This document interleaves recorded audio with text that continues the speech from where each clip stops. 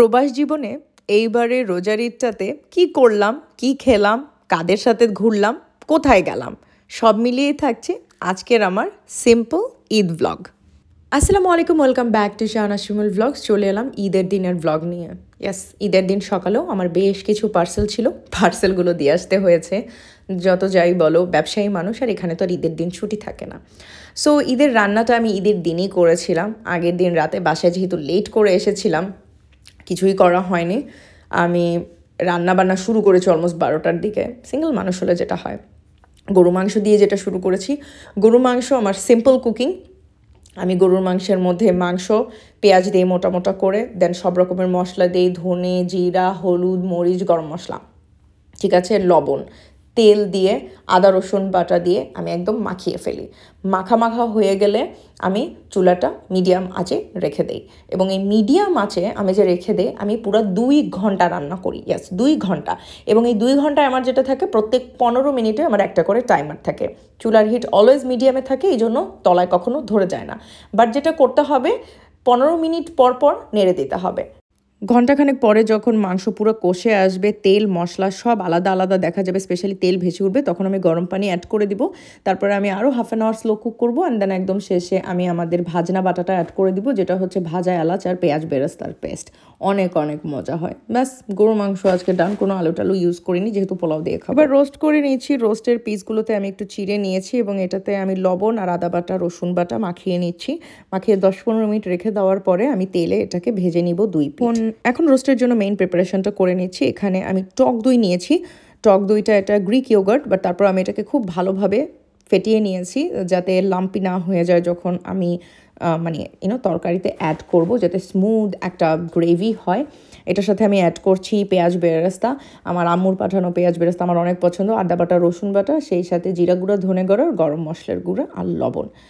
আর সেই সাথে আমি অল্প একটু জয়ফল আর জয়ত্রী আমি পিষে দিয়েছি, একটু পিষে আমি দেন অ্যাড করে দিয়েছি। এটা পাউডার থাকলেও হবে। পোস্ট প্রিপেয়ার করে ফেলছি, যেটা খুবই সহজ। তেল দিচ্ছি আমি, তেলের সাথে আমি একটু ঘি দিচ্ছি, যেটা শাহজাদপুরের ঘি, এটাও আমার আম্মু পাঠিয়েছে।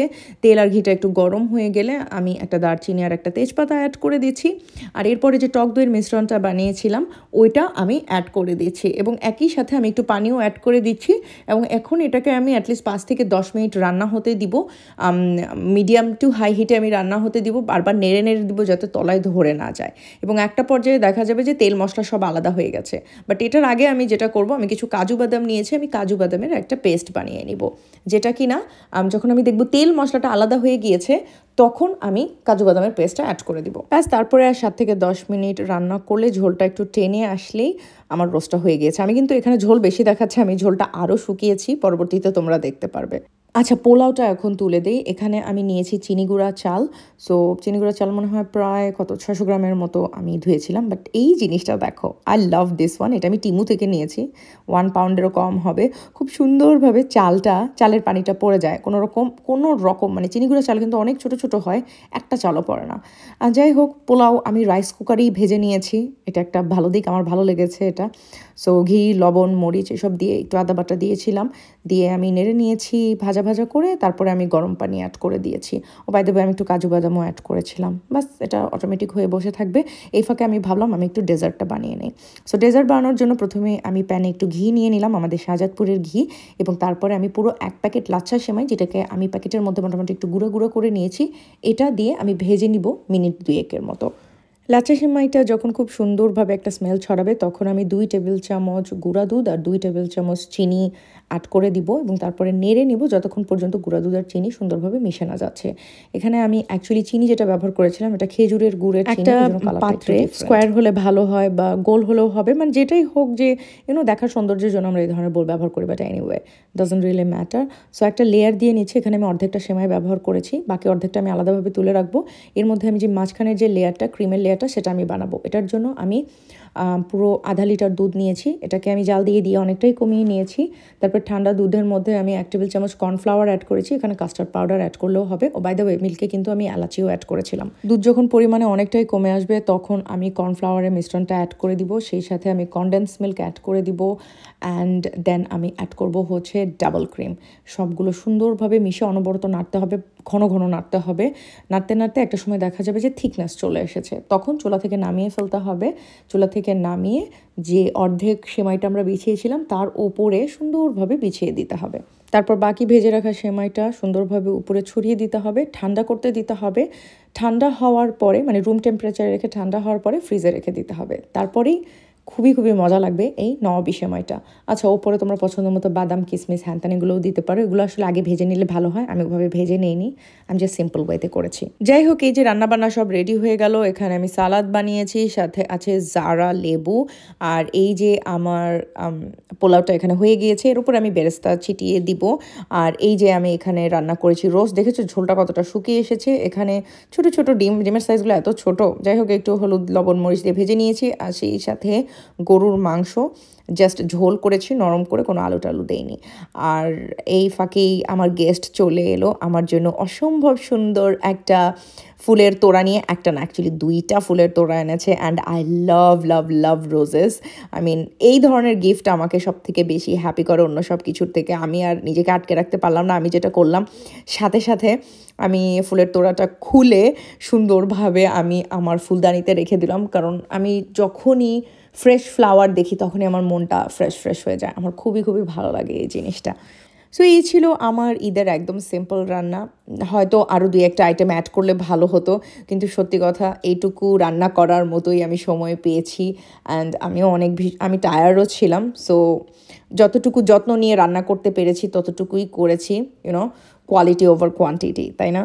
যাই হোক, খাওয়া দাওয়া শেষে আমি রেডি হয়ে যাচ্ছিলাম। আমার বাইরে যাওয়ার প্ল্যান ছিল না, পরে ক্যামেরাম্যান বললো চল বাইরে থেকে ঘুরে আসি। সো এখানে আমি ব্লাশ অ্যাপ্লাই করে নিয়েছি, অ্যান্ড অ্যাজ ইউজুয়াল আমি কনসিলার দিয়ে আমার বেসটা করে নিয়েছি। আর দেখতে পাচ্ছ আমি খুব সুন্দর একটা নতুন ধরনের ড্রেস পরেছি। এটা হচ্ছে জামদানি মসলিনের ফেব্রিক। জামদানি মসলিনের ফেব্রিক যেগুলো দিয়ে শাড়ি বানিয়ে 15-20 হাজার টাকায় বিক্রি করে আর কি, সেগুলো তো অ্যাকচুয়ালি গজ কাপড়ই। সো এরকম জামদানি মসলিন ফেব্রিক দিয়ে আমি এবার কোয়ার্ড সেট বানিয়েছি আমার ঈদের। ভালো লাগলে কমেন্ট করে জানিও, কারণ এটা কিন্তু নেক্সট আসছে আমার পেজে। আর নেক্সট যেগুলো লঞ্চ হবে এগুলো স্যাম্পল অলরেডি রেডি হয়ে গেছে, খুব তাড়াতাড়ি তোমরা দেখতে পারবে। সো আমি একদম সিম্পলের মধ্যে রেডি হয়ে নিলাম। ইদানিং আমি এভাবেই মেকআপ করতে ভাল লাগে, ঈদ হোক আর ঈদ ছাড়া হোক। মনে হয় যে অল্প সময়ে রেডি হতে ভাল লাগে। আর তখন অ্যাকচুয়ালি বেশ সন্ধ্যাও হয়ে গিয়েছিল। আমার বাইরে যাওয়ার প্ল্যান ছিল না, বাট লাস্ট মোমেন্টে মনে হলো যে একটু লন্ডনে যাই, একটু ঘুরে টুরে আসি। সো চলে গিয়েছিলাম লন্ডন গ্রিন স্ট্রিটের বাংলা পাড়া /মুন ক্যাফেতে, দুটো পাশাপাশি, অ্যান্ড পেছন দিয়ে দুটো একই দোকান বেসিক্যালি। সো ওখানে গিয়েছিলাম, একটু রাতই হয়ে গিয়েছিল। আমাদের সাথে যোগদান করেছিল রক্সি ভাই অ্যান্ড সাদিয়া। আর তার কিছুক্ষণ পরে আমাদের সাথে আবারও যোগদান করেছিল বাবু অ্যান্ড তার ওয়াইফ মার্জানা এবং মার্জানার ফ্রেন্ড মাহিমা। সবাই আমার খুবই পরিচিত। সো সবাই চলে এসেছে, অনেক গল্প সল্প হচ্ছিল। আর আমরা জাস্ট ফুচকা অর্ডার দিয়েছিলাম, ডালপুরি অর্ডার দিয়েছিলাম, আর সেই সাথে চা অর্ডার দিয়েছিলাম। সেই একটা জম্পেশ আড্ডা হয়েছিল আমাদের। মানে এই আড্ডা বলতে হয় না, এটা জাস্ট এনজয় করার মতো। খুবই খুবই ভালো লেগেছে। খুবই সিম্পল অ্যান্ড নর্মালভাবে ঈদটা পালন করেছি, বাট দিন শেষে খুবই ভালো লেগেছে। মনে হয়েছে যে আলহামদুলিল্লাহ, যেটাই হয় ভালোর জন্য হয়, সব কিছু সুন্দরভাবে হচ্ছে, এটা হচ্ছে বড় কথা। ঠিক আছে, পরিবার পরিজনের থেকে দূরে ঈদ করাটা আমাদের প্রবাসীদের জন্য সবসময় অনেক কষ্টের, বাট এর মধ্যেই কিন্তু আনন্দ খুঁজে নিতে হয়, তাই না? যাই হোক, তোমাদের ঈদ কেমন কাটলো? যারা ঈদ পালন আজকে করছো তাদেরকে আবারও ঈদ মুবারক। যারা আমাদের সাথে গতকাল করে ফেলেছো, রেস্ট নাও একটু। ভালো থেকো সবাই, দেখা হবে নেক্সট ব্লগে। আল্লাহ হাফেজ।